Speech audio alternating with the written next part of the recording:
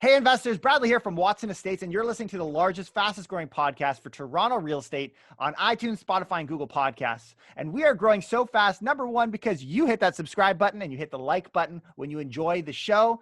But we also have fantastic guests. Today we have Susan Livermore, AKA the Millionaire Mom. A little bit about her. In 20 months, she purchased 13 properties and earned the Newcomer of the Year award from the Canadian Real Estate Wealth magazine. And the following year, in 2012, she won the award for top player from the Real Estate Investment Network. She is in the right circles and has the right advice if you're considering anything from beginning a BRRRR strategy or investing in real estate, as well as duplex conversions. She is doing this time and again for herself and her investors. And she's also a coach, a great place for you to learn today on our show. Enjoy. Hi, Susan. Thanks for joining us on the show today. How you doing? I'm doing awesome. Thanks for having me. Great. I mean, one of the things that makes our podcast fantastic is we've got real people that are on the ground when we have guests come in and they can talk from experience. And that's why I'm so excited for the podcast with you today. Maybe you can share with our audience a little bit about you, a little bit about your story and why you do real estate. Why I do real estate. Okay, so a little bit about me. I'm a real estate investor from Barrie. Most of my portfolio is here. I have a few buildings in other locations that I invest with other people. My bread and butter right now is building legalized suites, although I do a little bit of everything depending sort of on my mood. I tend to get bored.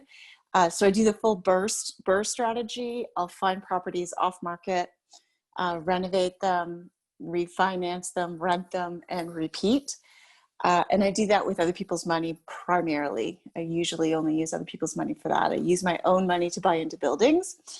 How did I get started? Why am I in real estate? Do you want me to tell the story a little bit? Go for it. I think you have a good story, so I don't know why not. Yeah. Okay. I'm gonna go right back to the beginning and I'll try and keep it short. I got into real estate in 2006, but prior to that, I had a younger brother. He's 6 years older than me, and going into his second year university, he decided that he wanted to live for free and he was going to buy a house to live for free. And I'm thinking to myself at the time, this kid has no money, no credit, no job. And last time I checked, he was about $20,000 in debt. How is he going to make this happen? But sure enough, he found what they didn't call it an investor at the time. He didn't know what it was. He just found somebody to buy it. They agreed to share the property 50-50. My brother filled it, managed it, and the other investor had the money in and held the mortgage they held it for 5 years. And after 5 years, I mean, it wasn't all roses. There were some issues along the way, but they were small in comparison to what I anticipated it was going to be like for him. So after 5 years, they sold that property and together they came out with $100,000. So I'm thinking to myself, a university student came out with money as opposed to broke and a bunch of debt. It was pretty impressive to me. And I was like, oh my God, this kid's a genius. Anything he's going to do going forward. So shortly after he sold that property, he bought another property in behind Georgian College in Barrie. Calls me up and said, hey, I bought this property. I didn't even think, did no due diligence, just followed suit. I was living in Milton at the time. And the following weekend I went and they were brand new homes, by the way. So I went and picked out my lot, picked out my house.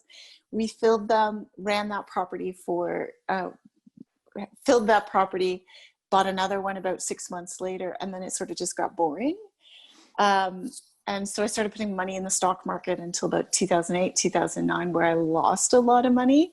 And at the time we were ready to move back to Barrie. And so I didn't want to continue with the job I was at. I would have had to do a lot of travel, and I really kind of felt like I wanted to do something on my own, but I really didn't know what I wanted to do.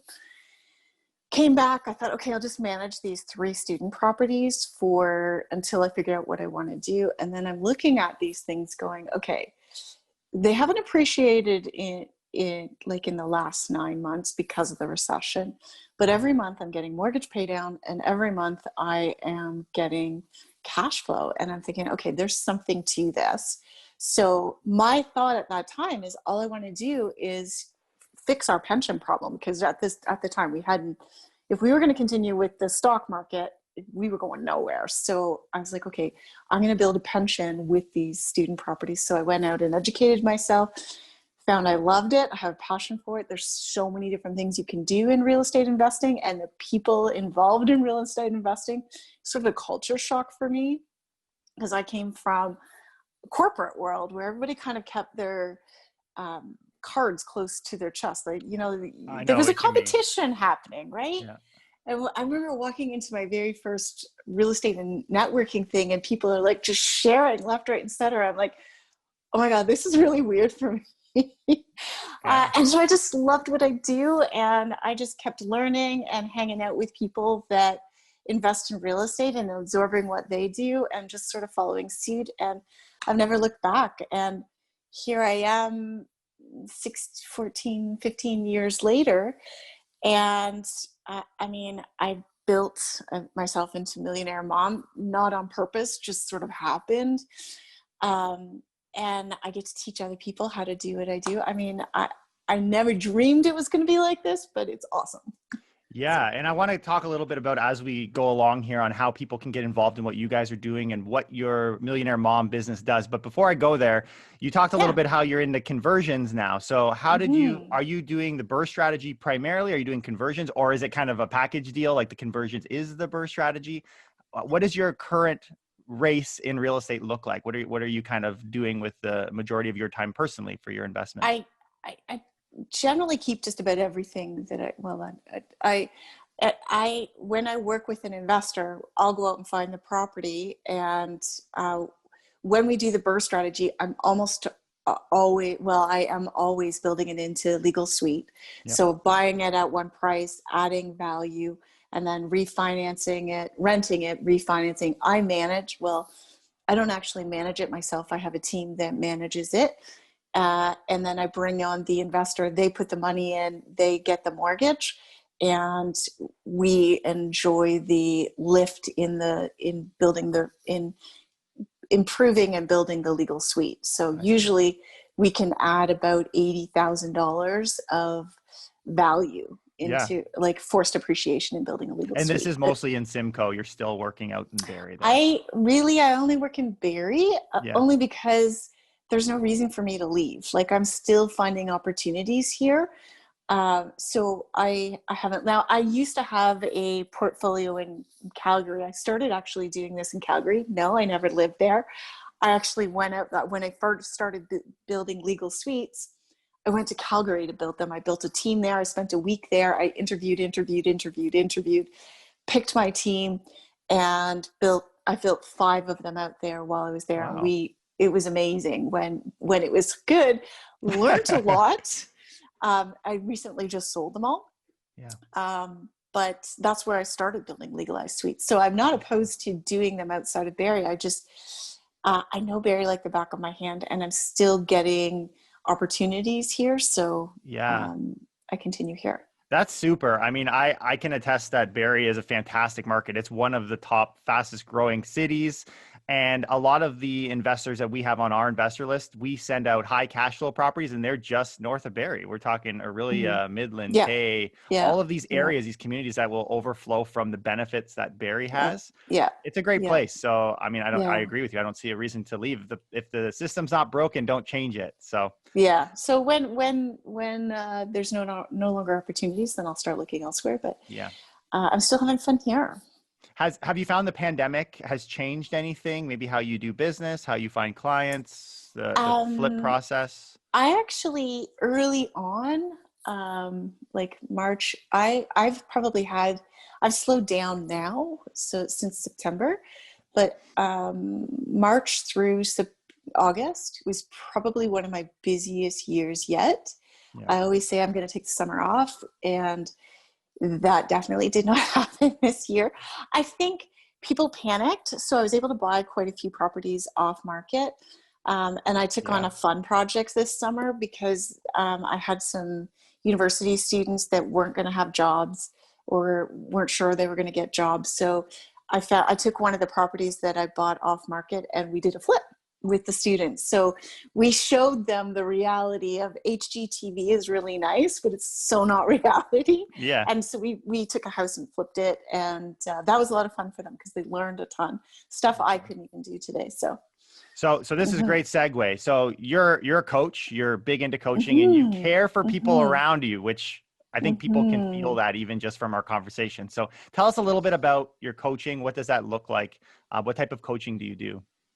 I gotta back up a little. Like when I coach people, let me just tell you where I'm coming from. When I first started going into going to these real estate and network groups, I had 3, maybe 4 properties when I started going to these things. And I would go to these groups where there would be about 100 people in the room, maybe more. And I thought, okay, I'm going to totally be the newbie here, and I'm going to learn from all the people that are here.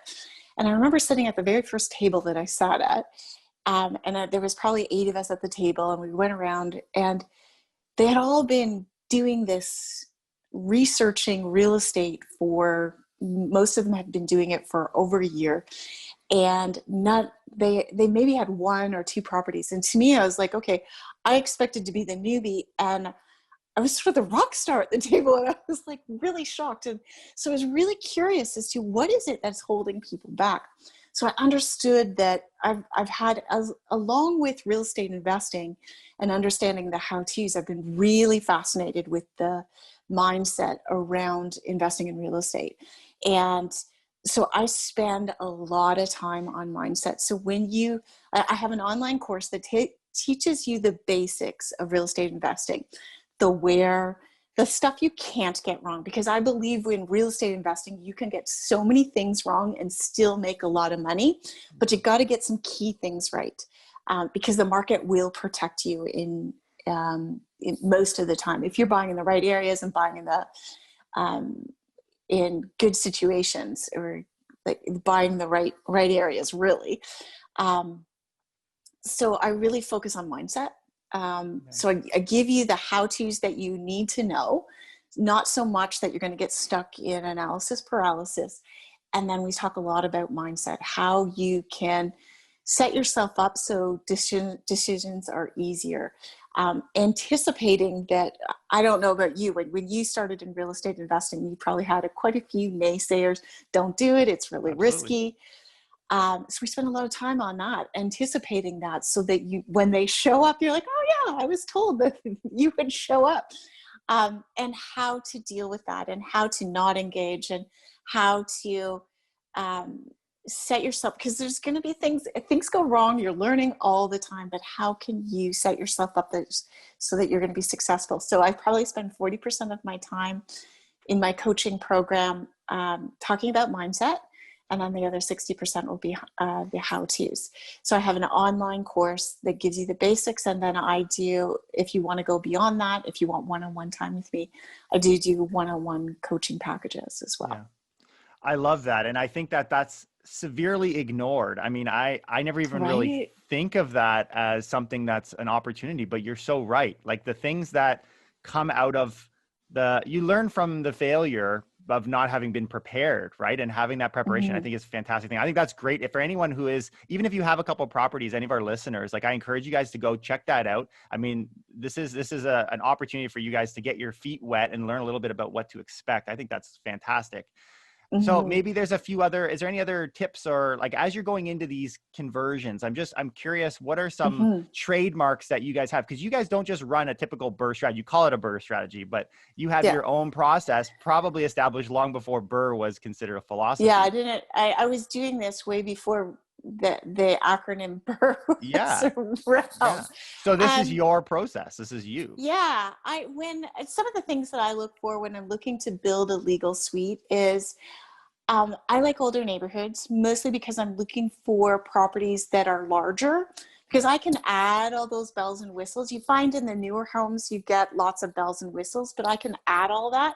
And I might not add them in the first round. Like if I do a first round renovation, sometimes if the market starts to change and there's a higher end client, then I'll go back into a property and give it a facelift. So I'm looking for large space, because Storage, especially when people move to Barrie. When they move to Barrie, they expect to have more space than they had in Toronto. So I want to be able to provide them with more space. I look for tons of parking, so as much parking and side-by-side parking as I possibly can get. I stay out of areas that in 2017, when the market was really hot before, I started moving into some areas that were supposed to be in transition. I did okay there, but not as well as my single family houses. So now I stick to the single family houses. Mm-hmm.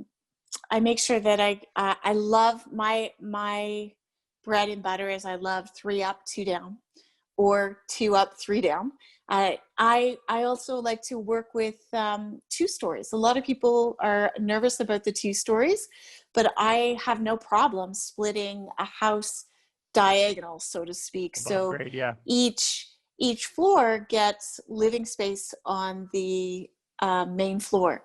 The bonus of that is rents tend to be a little bit higher because everybody gets to enjoy daylight, and people will pay more for daylight. I learned that in Calgary, where we had 2 units that were almost both above ground, and people would pay almost the same amount for the lower unit as they would for the higher unit because they had the same amount of daylight. Garage space, I have no problem taking over garage space. People just use it for useless storage. The amount of crap people keep is sort of boggles my mind. And I figure I can always add a shed in the backyard. So I will take over a garage space for living space any day. And in fact, and because we in Barrie, we also have minimums as size minimums. So if I picked up a house that was, let's say, 1,400 square feet up, I want to give as much space to the lower unit as I possibly can. So I'll often, the last one I did, I took the garage and built it into the family room. And then the kitchen was still an eating kitchen. It was just a unique space. Like they felt like they had the whole house to themselves. Yeah. So I love to take over, and it's not as hard as you anticipate that it is. Key things you're going to need to know. You need to have good insulation underneath. You need 26 inches of insulation on either side. If you're not putting like on the last one, you have to worry about heat space, heat.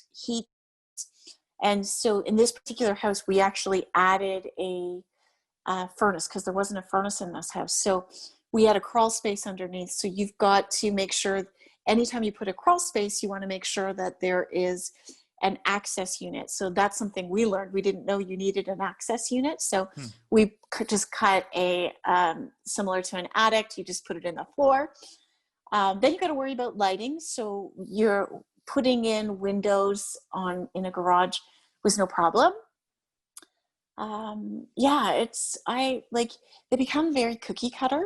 And people, like, I can walk into a house where you can't build it into a legalized suite, and I'm giggling to myself because I've done it so many times. Like, that's my bread and butter, and that's what I love to do because I try and use the space as best as possible. I hate hallways, so if I can eliminate hallways, that's what I'm going to do. So I'll spend an hour just wandering around the space to try and figure out how to eliminate hallways, because you want every space to be utilized, right? Yeah. And so we put,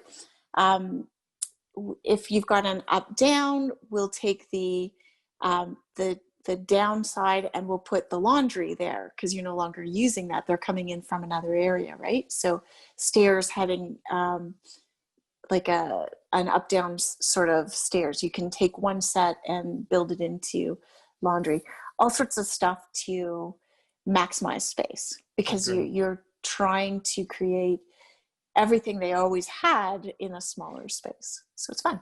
Yeah, and buyers on the tail end of this, although you're not selling, which is why they have so much value, people kill for these units. Like they would die Mm-hmm. because they're like, I don't want to deal with this conversion. Yet the people who take that task on are extremely successsul, and Mm-hmm. individuals like you can, show other people. Because as much as you're Yeah, saying it's I cookie do cutter, coach it's cookie cutter if you've got the the frame, team. right? Well, You've got a system that you know how to do it, right? yeah, So for yeah, those people who are maybe just getting started, are like, shoot, I want to do that. And I want to do it in yeah, Barrie because I know that I know yeah. somebody now in this area.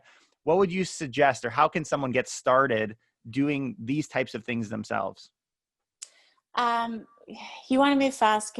Not that I'm trying to toot my own horn, but get a coach because yeah, what I have, you'll move a lot faster because you'll learn, you'll pick up trades, you'll pick up team members that if you're doing it alone, that is the whole bread and butter of what I do. I have the people that know what they're doing and multiple groups of people. So it's people that actually make the building of it come together really easy. In fact, I don't spend a lot of time going to these properties. Yeah. I sort of do the drawings. I do the drawings myself just because I can and I understand it. And then when I'm working with the city, if they want to change, I can change it really quick as opposed to going back to a designer. But hiring a coach or at least finding an or a builder who has, or contractor who has done a few of these, that's going to put you leaps and bounds ahead. And you've got to find the right property. I've seen a lot of people buy like fair market value properties Yeah. and hoping to add $80,000. Well, there's a maximum that these properties will be worth when you're done. So you got to make sure you're buying at the right price so that you can pull out at minimum your investment that you put in to build the thing. That's kind of my minimum, but I do try and get more out of it. And right now, if you buy off market, you tend to be able to, because they're shooting up so crazy, you can pull out the extra money.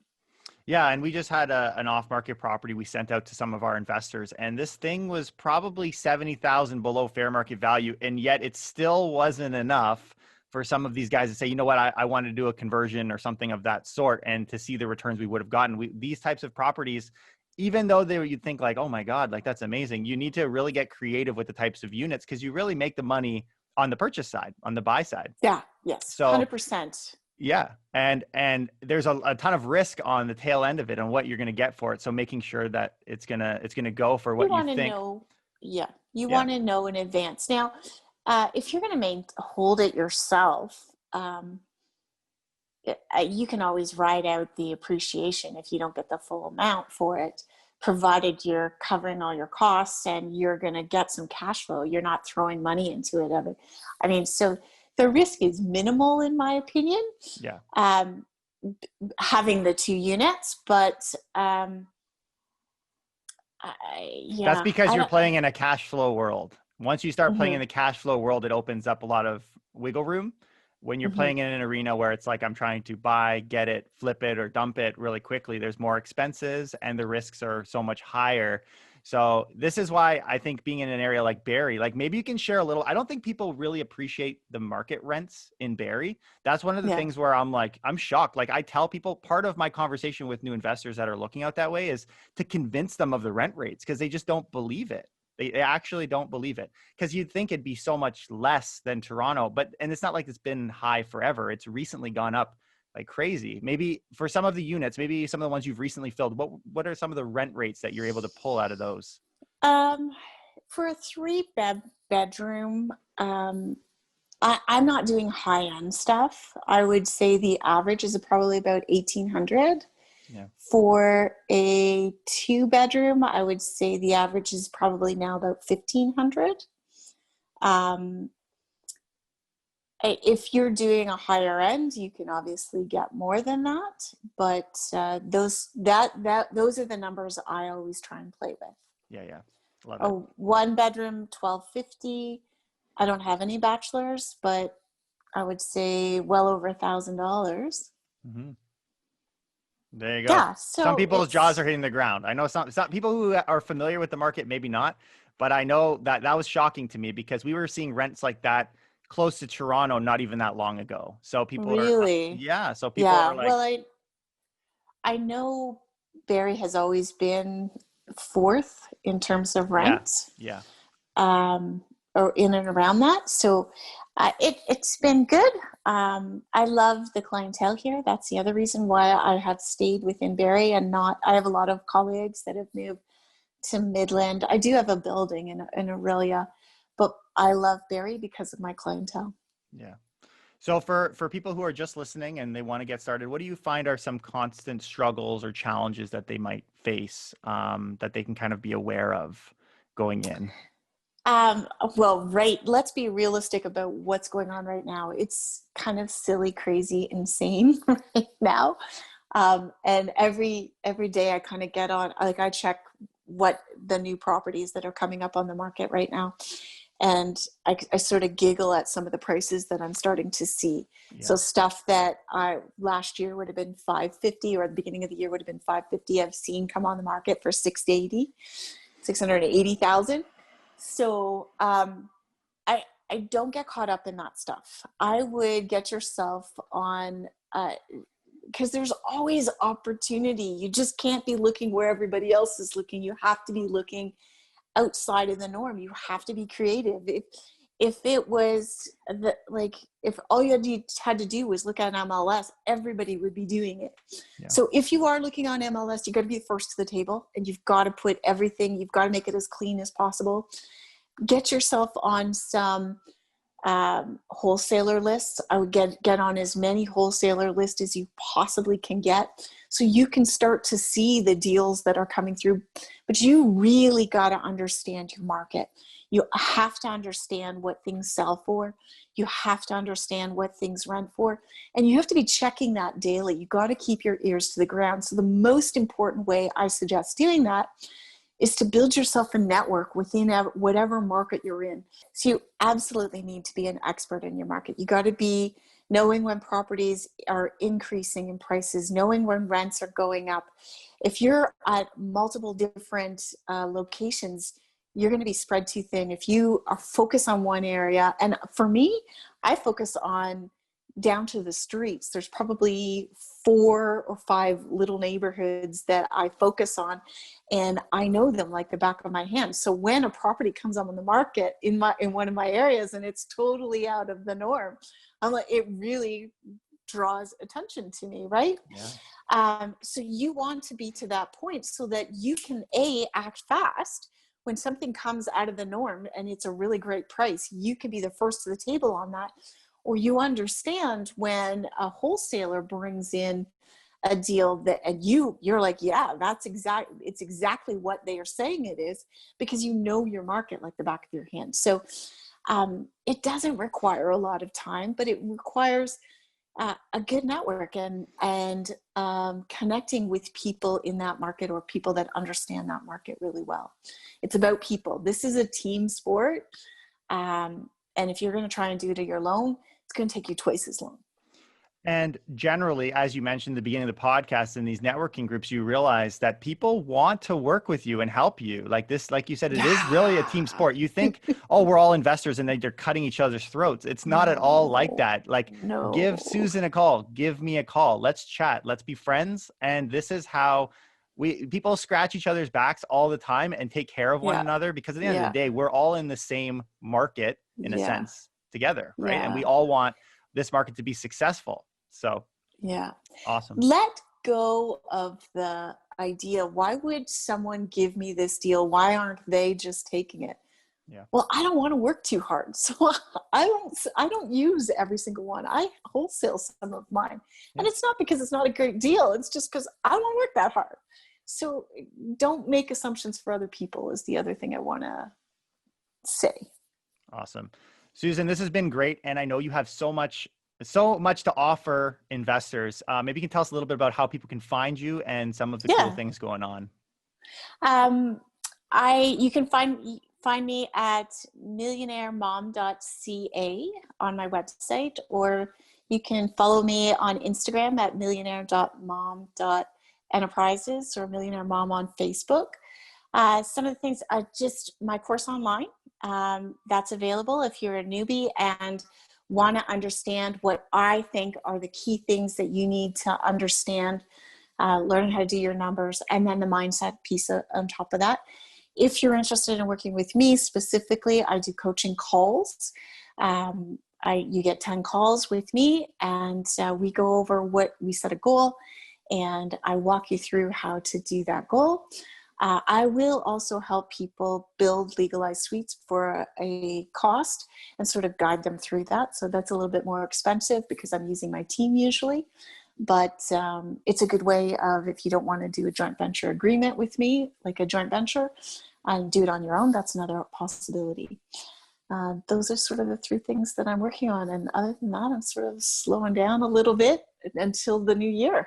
Wonderful. This has been great. I really appreciate your time, Susan. And we look forward to seeing what other cool things you guys can come up with in the future. So thanks for joining us on the podcast today. Thank you for having me.